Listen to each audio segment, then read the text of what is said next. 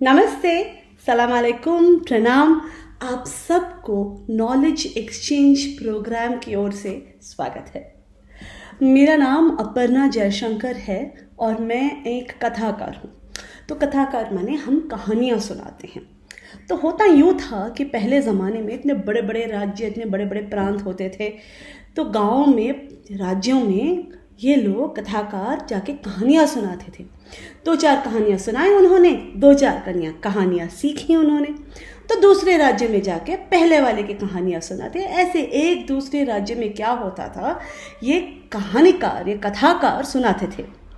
लेकिन हम जैसे लोग आजकल ये इंटरनेट के ज़माने में ऐसे एक ही जगह में बैठ के एक ही डिब्बे में कहानियाँ सुनाते हैं।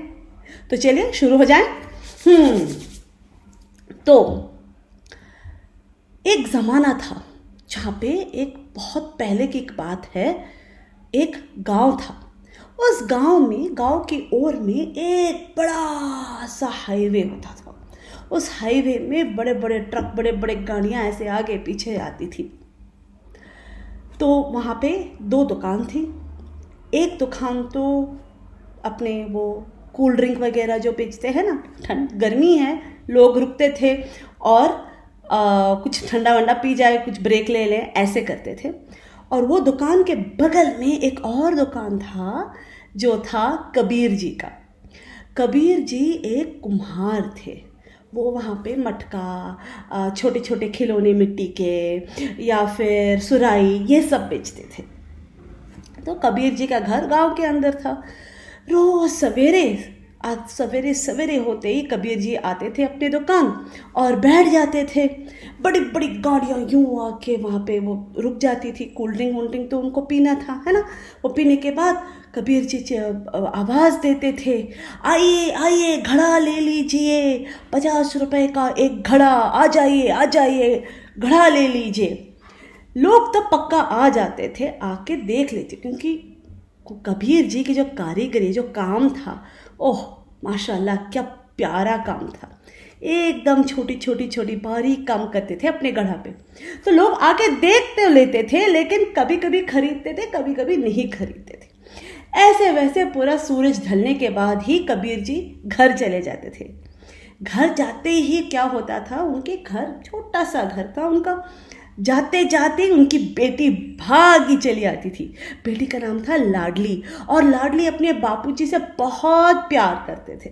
तो लाडली बापूजी के आते ही वे वो तो इंतज़ार करती थी, जैसे कि सूरज ढला बापूजी आएंगे, और भाग के जाएगी, बापूजी कैसा रहा आज का दिन, आप कैसे, आपने खाना खाया, जो माँ ने बनाया था आपने खाया, आइए आइए, रात का खाना खा रखते थे।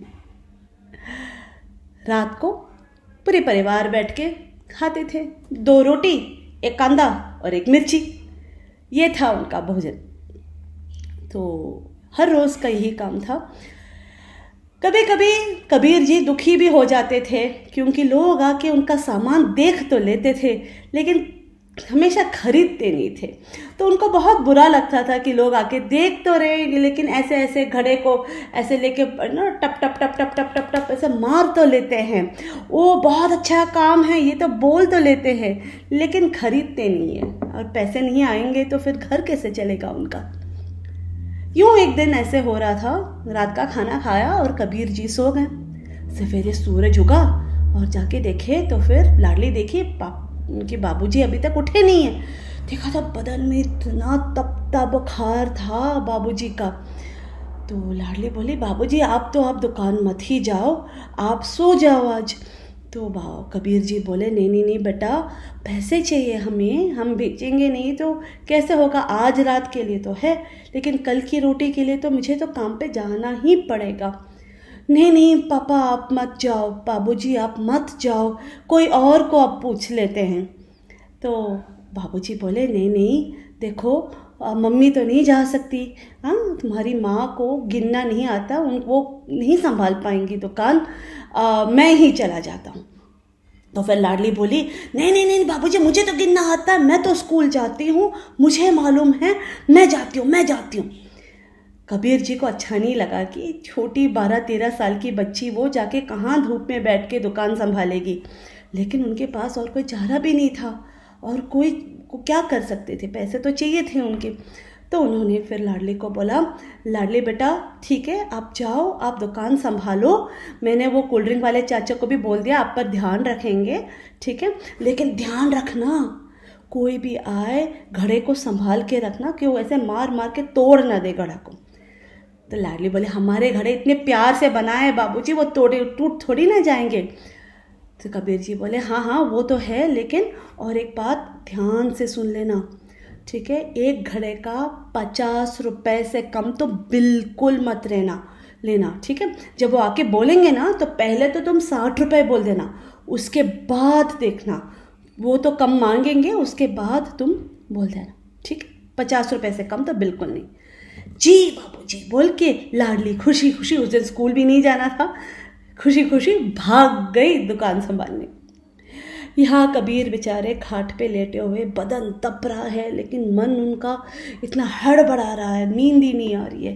बेचारी छोटी सी बच्ची संभाल पाएगी कि नहीं, वो लोग उनको कम पैसे देंगे कि नहीं, इतने प्यार से बनाए ये सामान पता नहीं कब बिकेंगे भी नहीं, मायूस होकर तो नहीं आई मेरी बच्ची, सब आके ऐसे छू कर जाएंगे लेके सामान को ऐसे लेके, बहुत प्यारा बोल तो लेते लेकिन खरीदते नहीं है मेरी प्यारी बच्ची।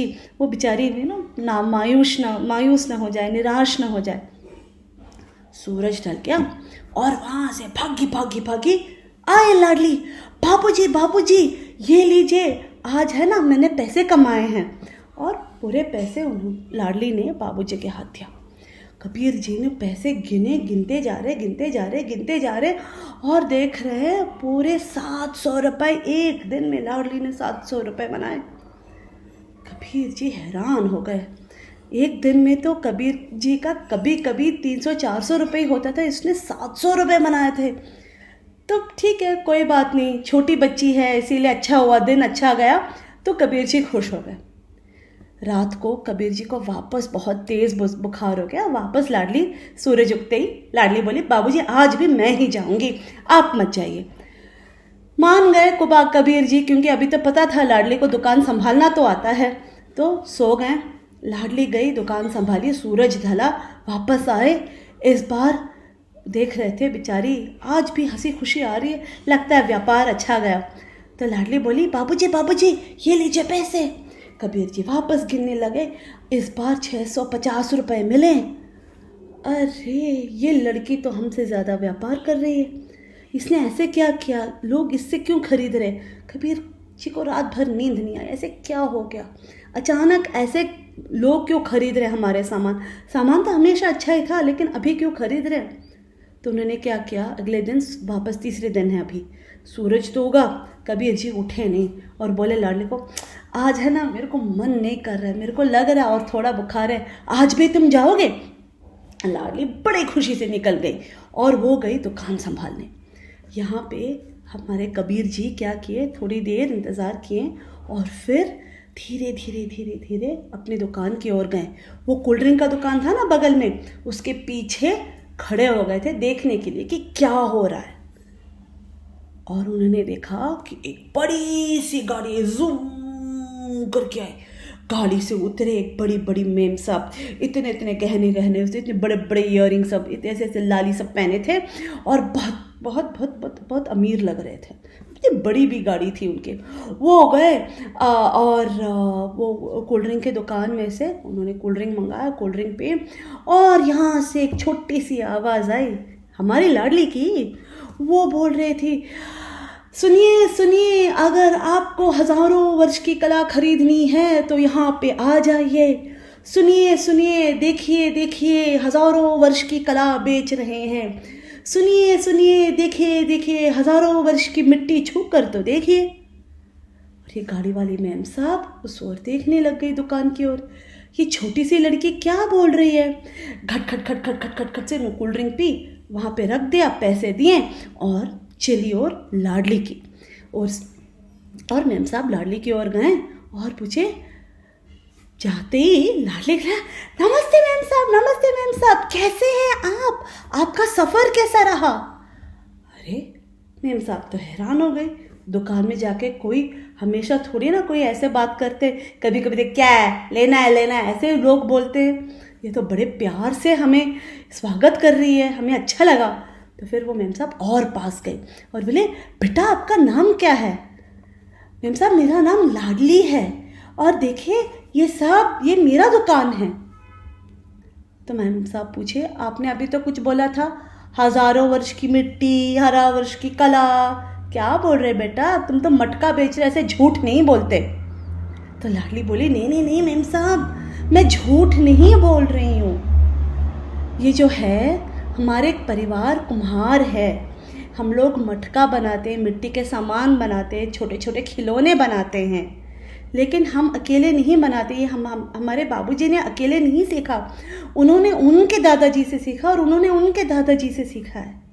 ये जो घड़ा आप देख रहे हो ना माँ जी, ये मेम साहब ये घड़ा है ना, मिट्टी यहाँ दूर से मिलता है और इस मिट्टी में बाबूजी पहले उसमें अच्छी तरह से बनाने के बाद उसके बाद ऐसे एक चम्मच की तरह से सामान लेके मारते थे ताकि वो पूरा एक तरह से हो जाए। ऐसे बनता है एक घड़ा बनाने में मेम साहब, हमें 5-7 दिन तो लग ही जाते हैं। वो तो ठीक है, लेकिन तुम क्या बता रहे हो कि तुम ये पहले के ज़माने के हैं, तुमने तो कहा 5 दिन में बन जाते हैं। तो फिर लाडली बोली, नहीं नहीं, यहाँ से थोड़े दूर में मेम साहब बड़े बड़े अफसर आए थे, उन्होंने यहाँ पे खुदाई की है कि 3000 साल पहले के घड़े सब मिले हैं, उस ज़माने के घड़े हैं। और उन्होंने जो बारीकी काम किया मेम साहब, देखिए देखिए देखिए, हमारे घड़े में भी है। आप जो ये फूल देख रहे हैं ना मेम साहब, वो वाले घड़े में भी है, हमें नहीं मालूम था। लेकिन कि जिसने भी वो वाला पुराना वाला घड़ा बनाया ना, उन्होंने अपने बेटे को सिखाया, बेटे ने बेटे को ऐसे वैसे सिखा के हमारे दादाजी ने हमारे पिताजी को सिखाया, बाबूजी ने हमें सिखाया और हमने ये बनाया, अपने हाथ से बनाया बाबू मेम साहब। देखिए ये हर रंग हमने भरा है। मेम साहब बड़ी खुश हो गई, तुम्हें ये सब कैसे मालूम हुआ? तो लाडली बोली, ये जो कला है ना मैडम जी, हम अपने हाथ से बनाते हैं, ये हमारी नानी जी ने सिखाया था, उन्होंने बताया था कि सदियों से हम यही बनाते। जो हम आपको बेच रहे हैं ये सिर्फ एक घड़ा नहीं है, ये जो हमारी पुरखों की जो हमने सिखाई है वो कला हम आपको बेच रहे हैं।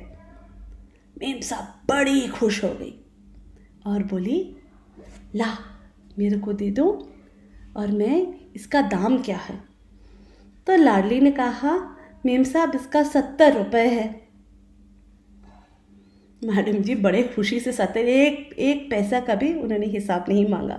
उन्होंने कहा, तुम जो बेच रहे हो हमें, इसको हम सामान नहीं मानते हैं, बड़े बड़े दुकानों में बड़े बड़े शहरों में जो बेचते हैं वो सामान है, जो आप हमें बेच रहे हैं वो कला है, वो आपकी कहानी है, वो आपकी इतिहास है, इसीलिए इसका हम पैसे का मूल्य नहीं करेंगे, जो भी आप मांगेंगे हम आपको देंगे। लाडली बड़ी खुश हो गई क्योंकि मेम साहब ने 4 घड़े खरीदे और मेम साहब गाड़ी में बैठ के चल पड़े। वहाँ पेड़ के नीचे जो कबीर थे वो बैठ के सोच रहे थे, हमारी प्यारी सी गुड़िया जो इतनी छोटी है, इतनी समझदार, इतनी सियानी है, उसे मालूम था हमारे इस इतिहास के बारे में, हमारी इस कला के बारे में। हम तो बस सामान बेच रहे थे।